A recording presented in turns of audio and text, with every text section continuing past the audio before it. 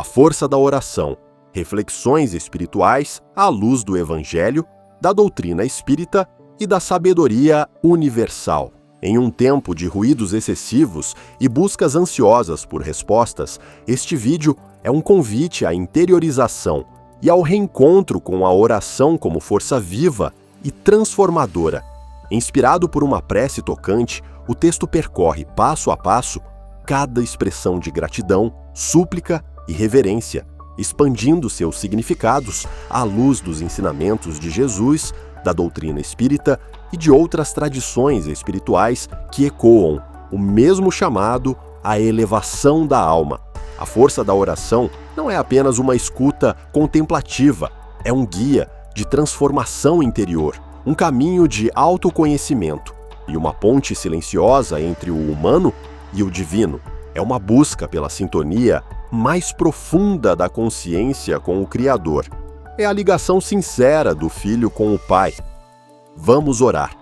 Senhor Deus, Pai de amor e misericórdia, a vós, Senhor, dirijo a minha gratidão.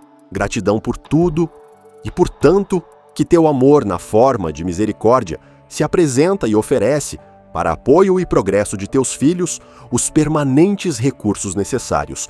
Gratidão especial por, entre tantos emissários de todos os tempos, enviados como orientadores, teres enviado Jesus, mestre, modelo e guia de nossas vidas. A ti, querido amigo Jesus, e a todos os espíritos de luz que te auxiliam na tarefa de elevar a humanidade a Deus. Quais filhos pródigos que nos tornamos. Minha gratidão, entretanto, a ti, especialmente por teres caminhado conosco, usando um corpo físico, neste mundo denso, há 2000 anos, para trazer as lições imorredoras de teu Evangelho. Lições estas que, aplicadas em nossas vidas, tornam nosso caminho mais iluminado, nosso fardo mais leve e o jugo mais suave. Obrigado, querido amigo. Aproveito para rogar as tuas bênçãos a todos nós, tuas bênçãos aos nossos familiares, aos nossos lares, às casas de oração. Que todos os trabalhadores e frequentadores possam estar sempre inspirados em ti e conscientes de que a tarefa é tua, somos meros aprendizes, mas rogo ainda as tuas bênçãos aos nossos irmãos que perambulam por este mundo, e muitos perambulam, literalmente, por não conhecer ao Pai, nem a ti.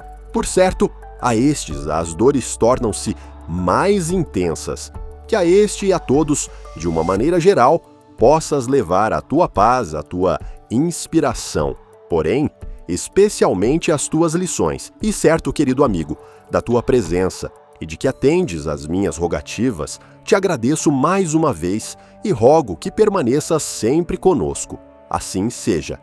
Este pequeno livro é uma reflexão rápida, porém profunda sobre a oração, inspirada nas palavras de gratidão e amor dirigidos ao Senhor Deus ou a Jesus. Cada capítulo é um convite para mergulhar nas lições espirituais que nos são oferecidas através das Escrituras como o Velho e o Novo Testamento, assim como pela doutrina espírita, bem como em ressonância em outros pensadores iluminados pela centelha divina que os inspirou.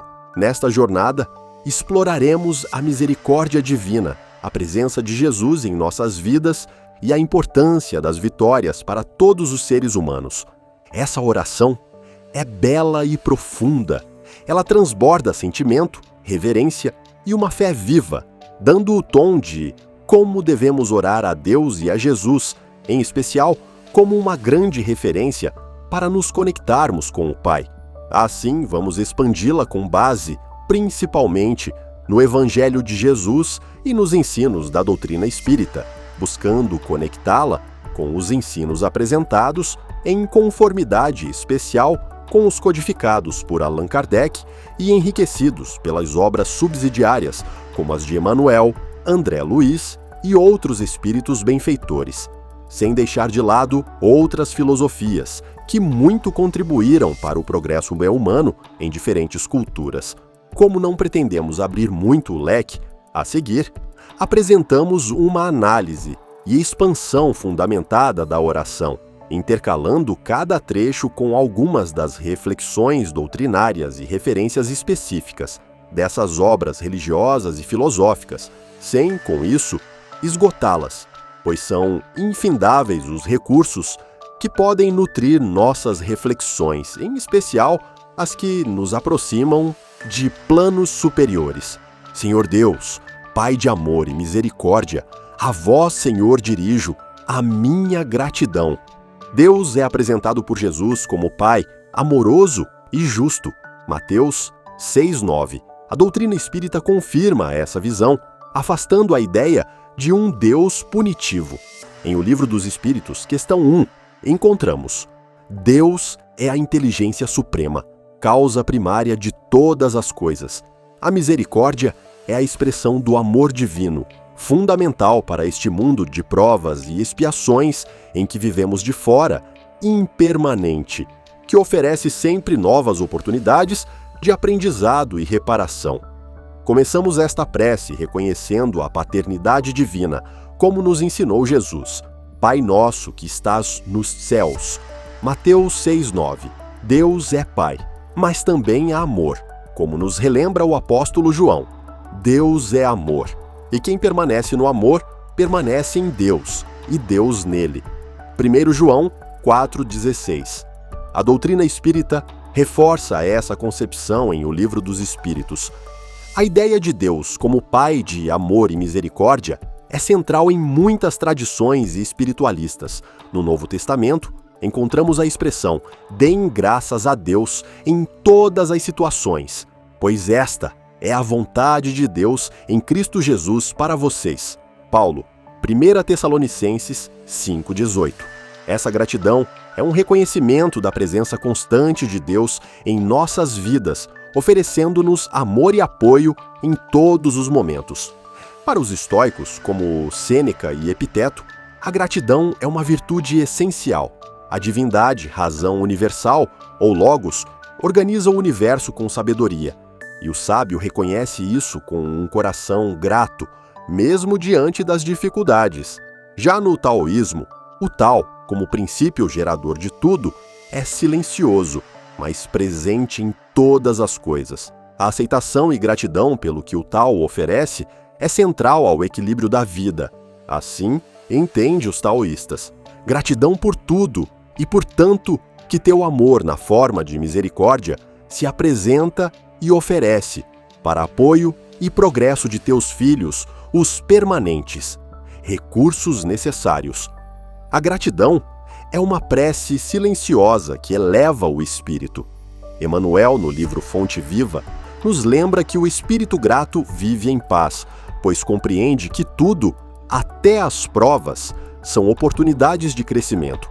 Jesus, ao curar os 10 leprosos, notou que apenas um voltou para agradecer. Lucas 17, 11 a 17 e 19, ensinando-nos que a gratidão é uma virtude rara e preciosa. A providência divina está sempre ativa, mesmo quando não a percebemos. Conforme Evangelho segundo o Espiritismo, capítulo 27, item 6. Deus sabe melhor do que nós o que nos é necessário. Além disso, no capítulo 5, lemos: Deus consola os humildes e dá forças aos aflitos. A misericórdia divina é um tema recorrente na Bíblia.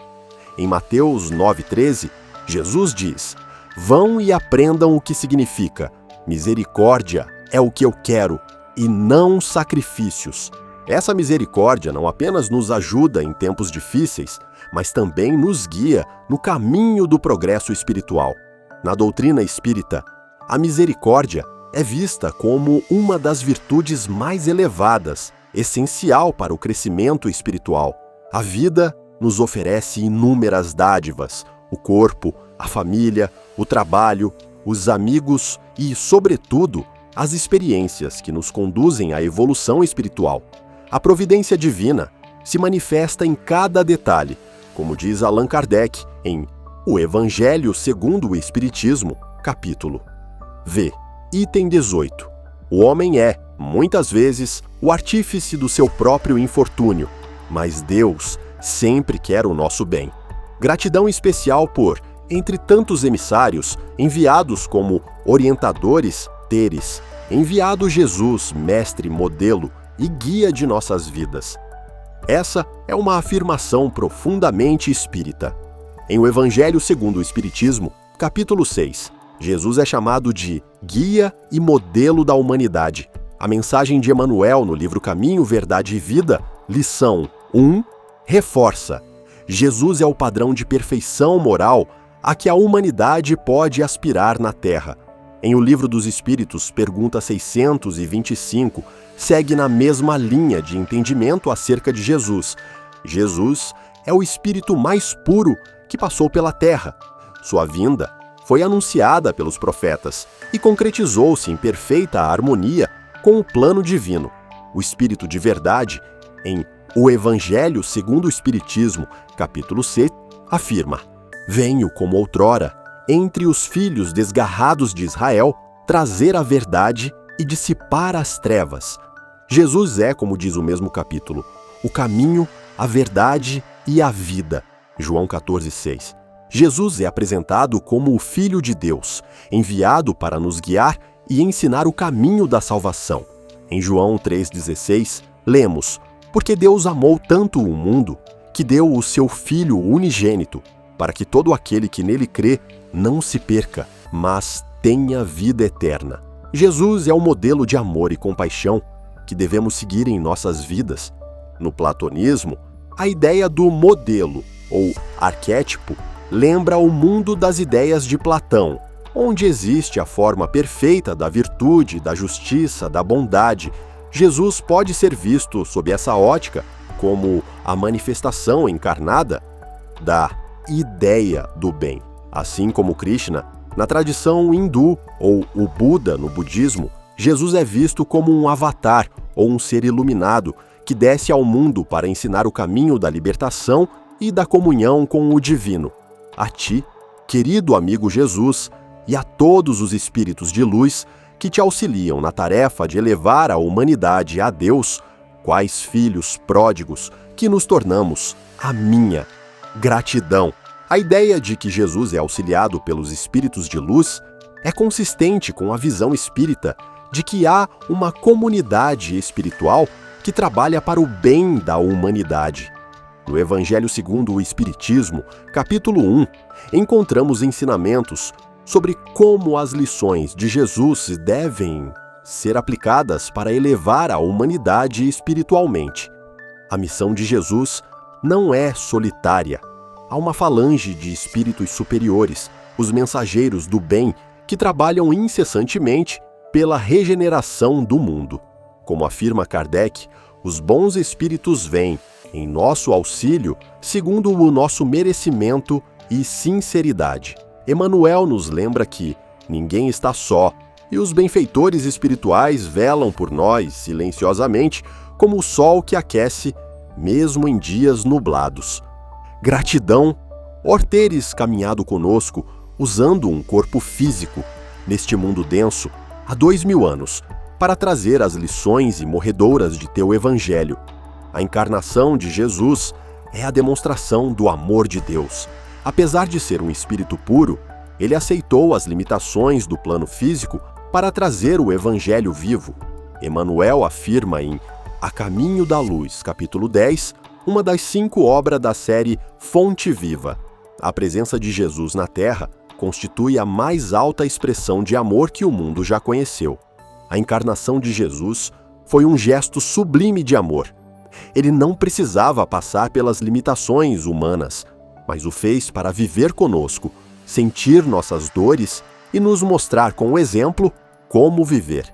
Em O Livro dos Espíritos, questão 625, os espíritos afirmam: Jesus é o tipo mais perfeito que Deus ofereceu ao homem para lhe servir de guia e modelo.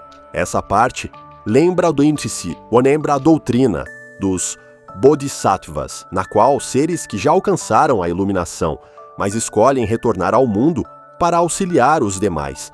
Jesus, sob esse olhar, seria um grande Bodhisattva universal. Na filosofia grega, o conceito do Logos encarnado também aparece em Fílon de Alexandria e nos escritos de João, que foram influenciados pelo pensamento helênico, Jesus seria o Logos que se faz carne para conduzir os homens ao Pai.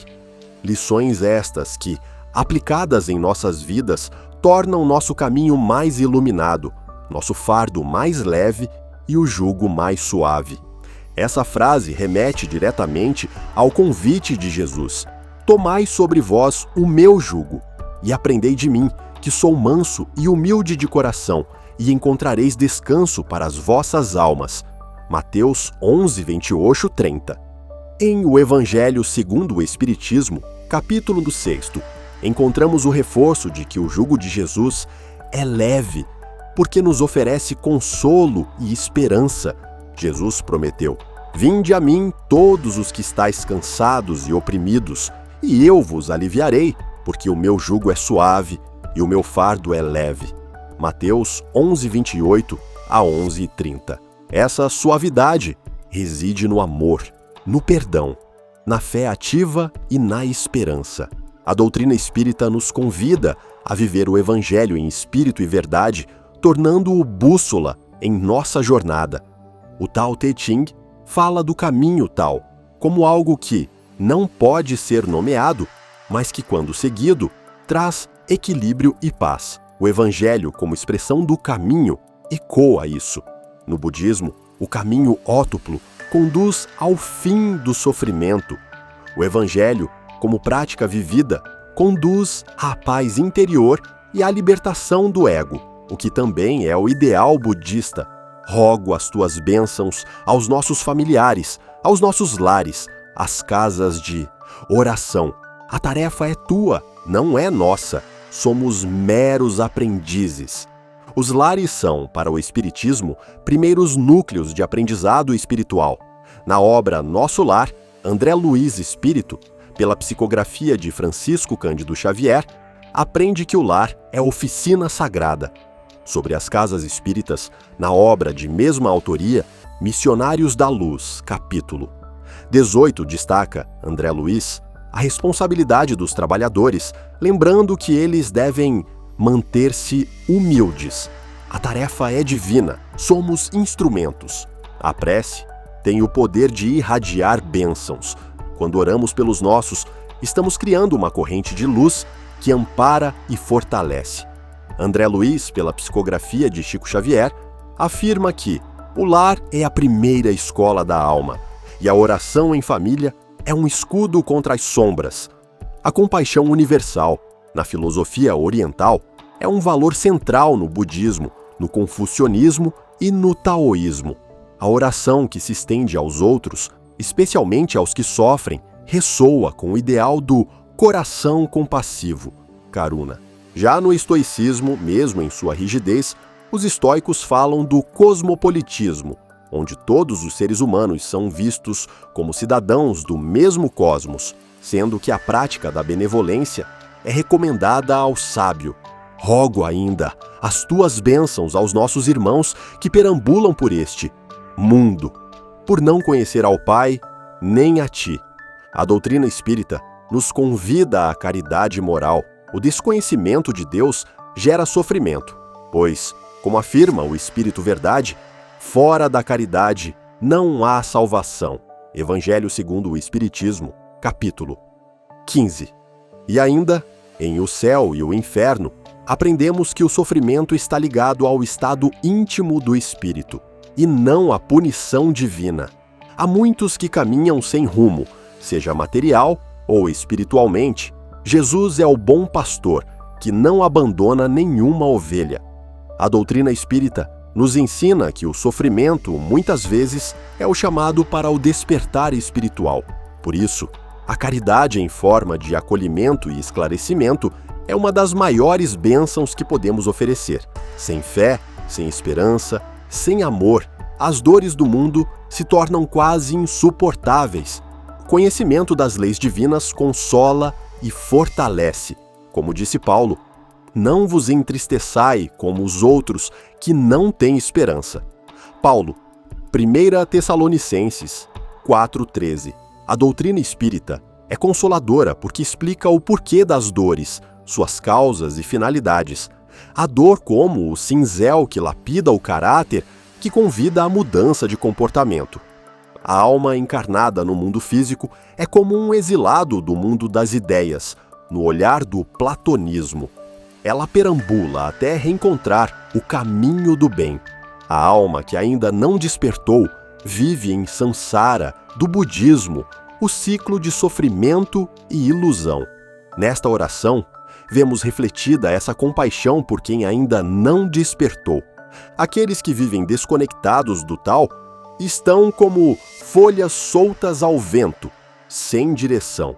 A oração pede que encontrem esse eixo, em outras palavras, mas nesse mesmo sentido, que a este e a todos possas levar a tua paz, a tua inspiração, porém, especialmente as tuas lições. As lições de Jesus são transformadoras, como explica o Espírito Emmanuel em Fonte Viva, obra da série de mesmo nome, na lição 30. A palavra do Cristo, quando verdadeiramente compreendida, opera milagres de renovação íntima. A paz que Jesus oferece não é a paz do mundo, João 14:27, mas aquela que nasce da harmonia interior, da consciência tranquila. A inspiração divina vem quando abrimos o coração ao bem.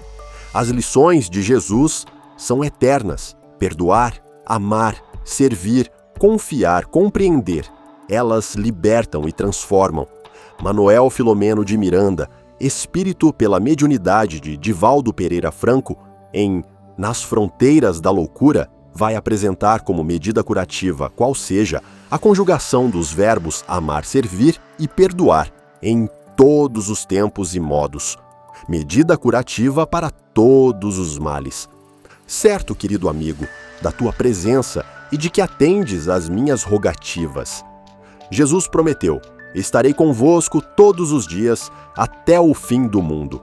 Mateus 28:20. Essa presença é espiritual e constante, é ainda reforçada pelas ações dos espíritos benfeitores que atuam em seu nome. A certeza da presença de Jesus conosco nos sustenta.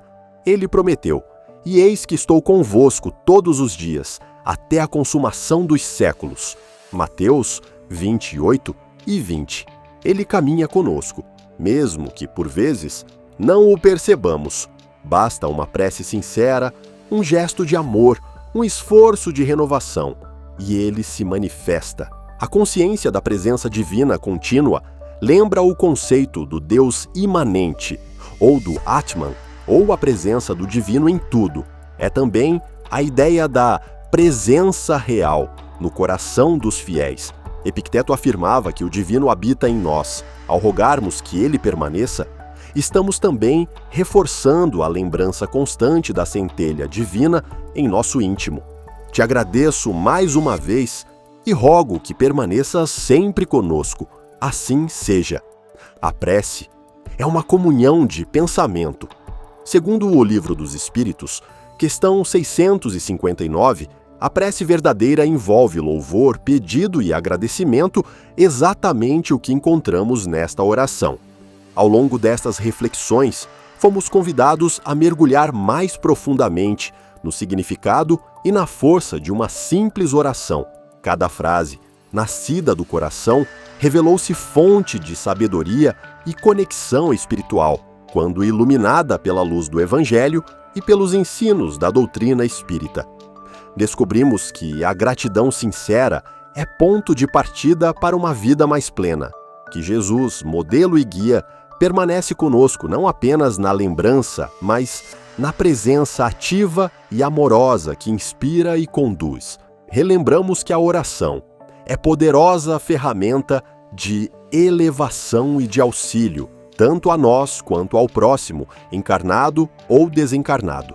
O estudo de cada frase da oração mostrou que a espiritualidade é um caminho diário, feito de fé, trabalho, confiança, humildade e amor. A presença de Jesus, as lições do Evangelho, a assistência dos espíritos de luz e o compromisso com o bem formam os pilares desse caminho seguro rumo ao Pai. Ao analisarmos esta oração, embora profundamente cristã e espírita, percebemos que ela dialoga com uma tradição espiritual universal. Ela toca em temas que são compreendidos e valorizados em diferentes culturas e tempos: gratidão, compaixão, presença divina, o caminho da luz e o desejo de auxiliar os outros.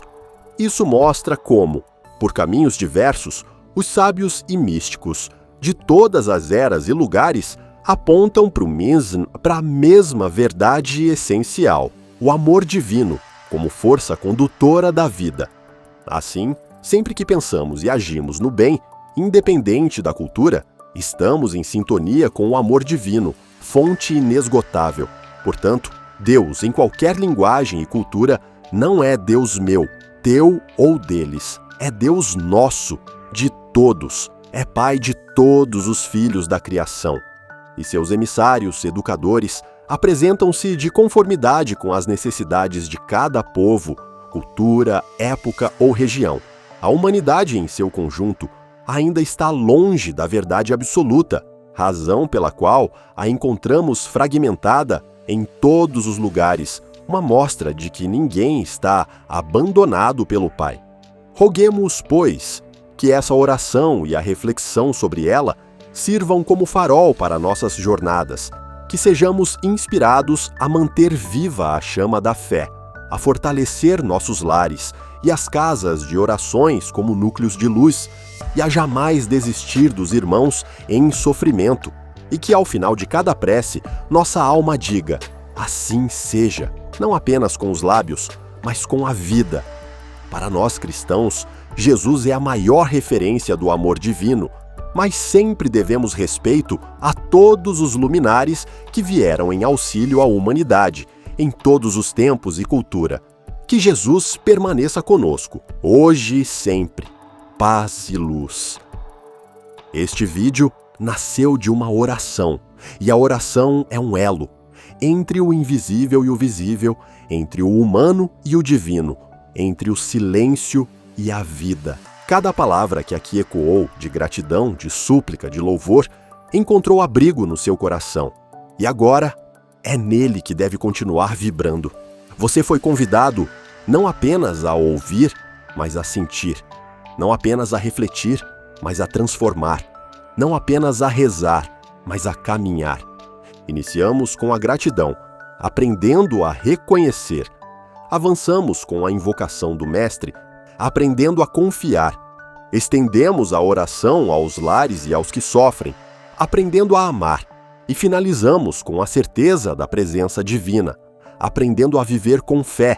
Que a sua vida seja prece, que seu olhar seja luz, que seus gestos sejam evangelho vivo, e que ao final de cada dia você possa dizer: assim seja, com o coração em paz e as mãos em ação. Segue agora um guia prático para te apoiar a transformar em ação o aprendizado aqui escutado. Primeiro, a oração como hábito diário.